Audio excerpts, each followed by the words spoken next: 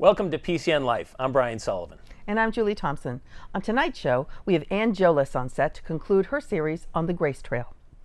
We also meet Alex Eaves, a reused clothing brand owner and documentarian, to talk to him about his mission to reduce, reuse, and recycle, because you can't recycle the planet. But we're going to start the show tonight with the Jones River Watershed Association to talk about the herring population. You did this story. This is a never-ending story. For the people at the Jones River Watershed Association, this is kind of like every single year, and it's become so commonplace. We'll go there and we do the herring count, and it's low or it's getting bigger each year. Yeah.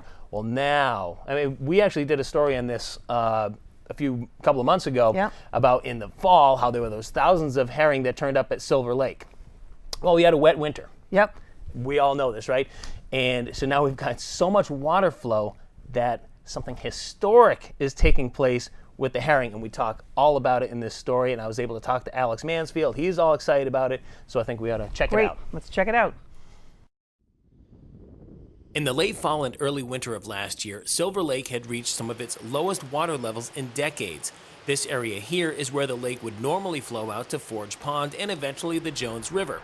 At this point in time, this hadn't been a viable waterway for several years, as these drought-like conditions extended well beyond this point. When we came back in February, the water level had risen significantly to within just a few feet of the woods. Fast forward to the month of May, and there appears to be a surplus of water, which could actually bode well for river herring migrating this way.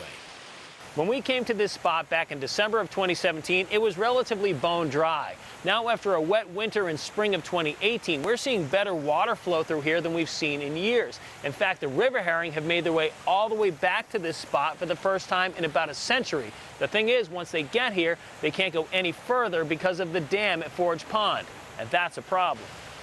They've made it 99% of the way, and the objective for them is to get into their historic spawning habitat, which is Silver Lake. 640 acres, 70, 80 feet deep, just beautiful natural spawning habitat for river herring. And unfortunately, this dam that's right behind me is preventing them from doing that. It's a small dam, just a couple feet, but it's enough that it prevents them from getting in. The journey getting here was quite heroic for these fish. Roughly 7 miles one way from the dam at Elm Street in Kingston, through the woods, which had been cleared of some debris by Alex and other volunteers, and eventually ending here at the Forge Pond Dam off of Lake Street in Kingston. After doing a herring count at Elm Street and seeing a good number of herring heading up the fish ladder there, they got the idea to come here for a look-see. The reaction was mixed. On the one hand, the fact that the fish had made it this far was exactly what they wanted. On the other hand, they don't have permission to remove this dam in order to get the herring beyond this point so they can spawn in Silver Lake. They don't even have permission to have a fish ladder, but that could change now that they have proof positive. We've been doing restoration work for over 10 years in the river. We've taken out a big dam at Route 106, Wapping Road, that was a complete impasse to fish, and that opened up the river. It had been over 100 years that fish had been able to swim past there.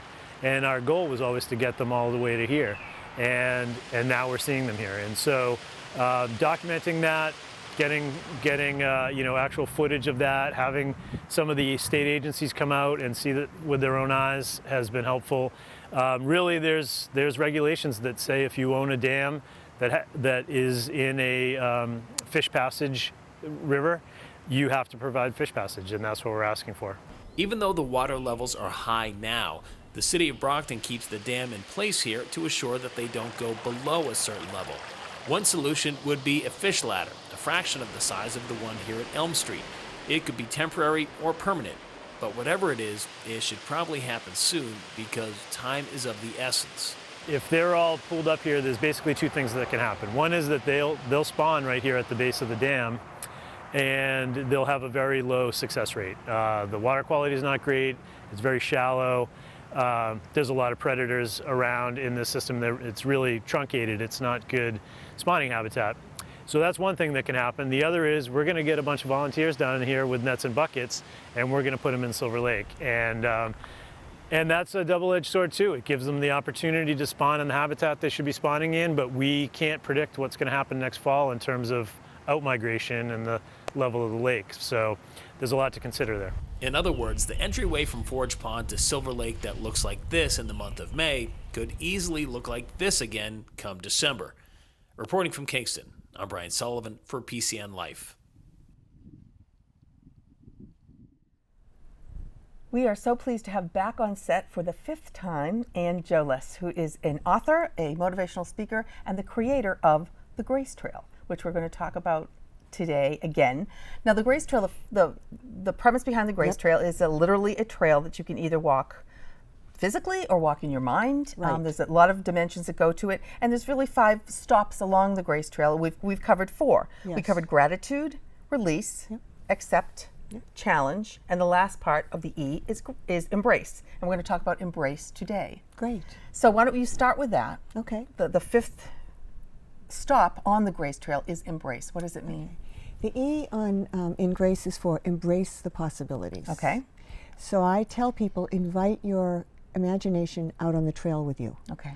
Because we spend all our time doing to-do lists and checking things off and doing this and this, move everything all around. Yep. We never take a deep breath, put our head up and say, what's possible in my precious life? Right. I mean, that's really one of the most important questions you could ever ask, because we downsize our expectations and we box them in instead of opening that box and just saying, wow, if I look up and really imagine, just imagine what's possible. Right, what I can do. So much comes before my eyes and Right. in my imagination, and then I say, take that, because that's your hope. We all have hope for a preferred future, how we wish things would be. Well, you take that vision, and I tell people on the Grace Trail, you hang it out there on the horizon, put your hope out there on the horizon, where you can walk towards it every day. Right. Now, embrace, and you said people tend to only go so far in their mind. Right. How far can I go? Well, that's a safety valve. Right. I mean, if I put myself way out there and I have Right. too lofty ambitions, I might fail. Right. So I'll only embrace the possibilities as far as I know I can do them. Yes. How do you convince people to take that next step? Well, that's just getting, I say the adventure begins outside your comfort zone. Yeah, that's true. So if you know you're comfortable here and you're willing to take on this challenge or imagine that's possible, then what I do in my life is I try to scare myself every day. So just go a little farther and just scare yourself and get used to being a little bit scared, a little bit uncomfortable. Yeah. Yeah, and then the next time stretch just a little more. Yeah. And as you're doing it, you're going to be building your muscles of courage, you're going to get stronger, and you're going to get more comfortable being out there in the unknown. Right. So when you walk the Grace Trail, Yes. and the one that you started here in Plymouth is literally a trail. It's a Yes. physical trail. And at each station you have rocks that you have That's right. written on that have the words the gratitude and release and accept and challenge and embrace. Right. And when you get to each of those stations, you can look at them and you can think about whatever you're thinking about. Yeah. Now, the Grace Trail can also be, you don't have to have a physical space to do it. You can literally do it in your, now how do you do it if you don't have a physical space? Anywhere. Well, people are doing it just in their journals. Yeah. So they're asking the questions and answering them or drawing them. Yep. They're meditating on the questions. Okay. They're bringing the questions to groups like cancer survival groups, survivor Excellent. groups, recovery. Yeah. People in substance abuse and recovery centers are using it in their groups, and they're just talking it. I got a great picture from someone who actually gave a retreat, and they walked the Grace Trail on their retreat, and they built the whole trail with the 5 words, gratitude with arrows, release this way. Yep. And it's a metaphor Right. for an adventure. Right. You'll find your way. Just begin. Right. Just take the first step and begin. And if you create a Grace Trail in your mind, Yes. you can picture it to be anything you want. That's right. And the things that make you happy can be where you stop along that Grace Trail in Right. your mind. Right. It's like when you read a book and you don't know what the characters look Right. like, you develop in Right. your own vision of them. So tell me about some of the different places that the Grace Trail has been embraced. I know one of them is we talked about in Hanover. in Hanover High School. Yeah, the students were made a Grace Trail behind the high school that connected the high school and the middle school. Yep. And it was open for the community, the teachers, the students, and What kind of feedback have you gotten? oh, they did. Hanover High is just really, Hanover has embraced the Grace Trail in so many wonderful ways. Yeah. The students loved it. I know when the high school students went into the art classes and had them write inspirational stones. I know that it involved so many grades, and I don't know exactly how many, but they loved it. The kids loved it. They could actually write their own inspirational messages. So it started there. The Grace Trail started right there in that art classroom where they had the discussion. Sure. And understood And it. it grew from there. And it grew from there. And And you were talking about some. yes. Tell me Yeah, about the newest Grace Trail that you heard about, which is really neat. It's so exciting. I recently got an inquiry from northern British Columbia, which is on Way the up. western coast, Yeah. all the way up. I say sort of near the North Pole. Almost. Yeah, Yep. and it was the public health director on an indigenous person's reservation. Okay. And she wrote to me and she said the intergenerational trauma from being displaced Sure. and over the years is just horrifying. And they're looking for ways to end conversations of hope and possibility for the people who are recovering. And so she wanted to take the Grace Trail and she wanted to put it on a Grace Trail in their healing garden that uses medicinal plants, and it uses the language of those people. Great. Yeah, it's very exciting. So the Grace Trail can be in any language, in any It can country, be any language, in any place. yes. Yeah. Yeah, that's what I'm finding. So when you get your own Grace Trail or decide to do your own Grace Trail, I know you've created this kit here, which is really wonderful. Can you talk a little bit about it and what's in it? Yes. So I've received open it up. so many different requests for people saying, can you come help me make it? Sure. I can't be everywhere. No. And so I've worked the past year, and this is, I just finished it like last week. Okay. And I worked the past year to put together, I sat there and I said, what do people need? Like the soup to nuts. No question unanswered to create their own Grace Trail anywhere. Yep. So I worked with a team and we put this kit together, which is now available. That is how to create your own Grace Trail. That's awesome. Yeah, it's very exciting. So it has the book itself, and it has, of course, one of the rocks, which we love. Yes. Grace Trail. Yep. These are great. Yeah. What else is in here? There's some hope cards, which slid over, but the hope cards, it's a deck of 57 cards that I created. And it nourishes your curiosity and encourages you forward on your Grace Trail. So you can pick a card, and there are all Grace Trail questions in here. That's great. So you can sit alone or in a group. Okay. There's a workbook, poster, stickers. There's Everything so many you need. nice Everything you need surprises for your in own there. Grace Trail. Anything you need to create your own Grace Trail. Okay, that's great. Okay. Let's put this back down. Yep. Okay. Now I have a question on Embrace, which is our last spot that we travel on the Grace Trail. Once you've gotten there, you're all done. Oh, it's just no, it's you're just all begun, done, right? So talk about what's the next step. Well, it's very interesting. That's just really the beginning. Any question you begin at is just the beginning, because a really good question is the beginning of a great adventure. Yeah. So you can go to any question there, and that can be the beginning or the end for that day. Right. So there is no beginning, there is no end on the Grace Trail. And in life, every single day brings on a new possibility. That's right. A new adventure, a new something that you find out about that you might not be sure how to handle it or what to do with it. Right. And by using this process, you can almost analyze every single item that comes, or emotion or anything that comes into your life, because it's a really good way of thinking, as well as figuring stuff out. Right. But it's a good way of complex thinking on any subject at all, whether you walk it physically or in your head. And it's wonderful to walk it physically. Talk about the difference of the physical Grace Trail and the emotional Grace Trail. Well, when I walk, I find my answers. I just love the trail to inform me. Right. It's full of life, birds, smells, nature, everything. Right. And you just get right into the present moment as you ask those questions in a beautiful setting. But that's our Grace Trail in Plymouth. We're lucky to have it here. Yes, we are. People can put them other places. And as you said, they don't necessarily have to be in beautiful spots. Nope. I mean, you can do it.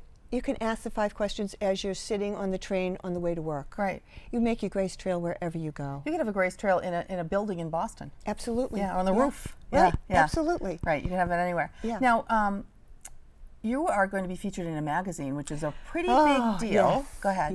Yes. I am going to be in the June issue of Good Housekeeping. Which is one of the standard bearers of great magazines. Yes, yes, it's really an honor. I'm so excited, and they're highlighting the Grace Trail. They're highlighting the Grace Trail, and they're going to say it's one of their June picks. Yeah, something really good to do in the month of June is to get out, walk with friends, and ask these 5 questions. Right. So it certainly is an opportunity for me that I never even imagined. But I'm so excited. It's amazing how this trail has blossomed. It has. It has, and it's affected so many people in such a wonderful way. It's completely affirming. It's completely positive.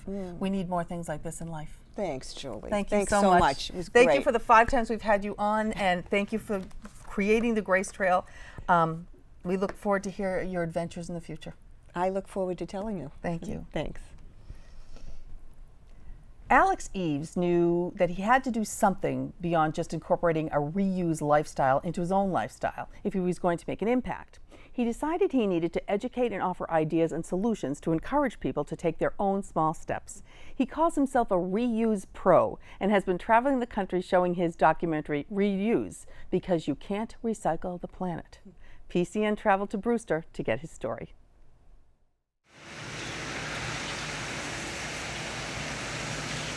I used to tour with bands selling merchandise, and there was just this one incident where a shirt was printed incorrectly, and I found out what happens to t-shirts that are printed incorrectly and bands don't want them. They get shredded and turned into rags. And so I just saw that massive waste problem in the t-shirt industry because, you know, this was like one day in one city in one country, you know, one band, and how often does that happen? So I started reusing those t-shirts. I put patches over the original design and brought them into my brand, Stay Vocal. Started incorporating more reuse into the brand and then into my own life. And then in 2008 was the big switch. I turned my once skateboard and apparel brand into a strictly reuse apparel brand. Basically, the way I look at it is we have thousands and thousands of decisions, you know, that we make on a daily and weekly basis. So I just always put the planet at the forefront and put a reuse, you know, spin on everything. So if I have to buy, say, new skateboard sneakers, because I still skateboard and hurt myself, I, you know, look on eBay, you know, because there's bound to be, you know, my size skateboard shoes, or I look at the local thrift store or something like that. And not only am I able to save those resources, but I usually end up saving a good amount of money too. And then when it comes to things like, you know, my brand is strictly reuse apparel, so instead of printing on new garments, we rescue t-shirts and give them a second life. So I go to thrift stores and donations, buy all used shirts, and then I also work with companies, like I said before, that are going to discard or destroy shirts and repurpose them. So we're in my tiny house truck here. We call it the reuse box truck. I kind of set this up to show people how I live a reuse lifestyle, from, you know, how I eat to how I work to how I go to the bathroom to how I sleep, and just showing people that every step of the day, you know, you can reuse. So in 2015, I released my first documentary, which we're showing here tonight at the Snowy Owl. And I was driving around in a Pontiac Vibe, which is, you know, small hatchback. I was running my t-shirt company out of it, traveling. Sometimes I would have an assistant, and I was, you know, occasionally sleeping in it. And so when I got back, I had become friends with a tiny house builder, Derek Diedrichsen, in Stoughton, Massachusetts. And I was like, dude, I need to get something bigger so I can, you know, travel around the country and be a little more comfortable. And so he's like, let's just turn a box truck into a tiny house. And for me, it's kind of oddly full circle, because back when I used to do merchandise for bands, I would occasionally sleep in a box truck because we would have all of the merchandise in the back of the box truck, and then we'd throw a small mattress in the front so we could sleep on the road. And now I have this glorious house in a box truck as opposed to just a mattress on the floor. We ended up launching a crowdfunding campaign with the Hingham-based Fortua, and raised a good amount of money.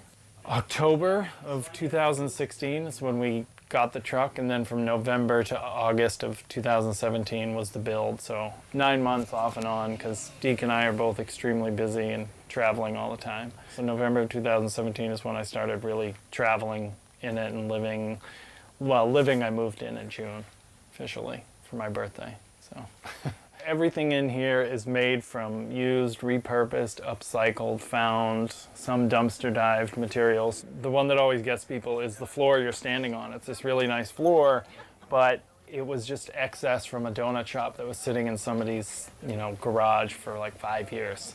We just put something up on Facebook like, hey, does anybody have any excess flooring? We don't need much for the box truck. And somebody's like, sure, I have 7 packages of it at my house. And it's amazing what people have when you ask. And then the paint, for example, this is all reused paint. So there's a company in Rockland, Massachusetts called Recolor, and what they do is they collect old gallons of paint from people's houses and businesses and half gallons, mix it all together, and then they create this whole new palette of reused paint. And then I have things like, my grandmother's old lobster pot that we converted into a sink.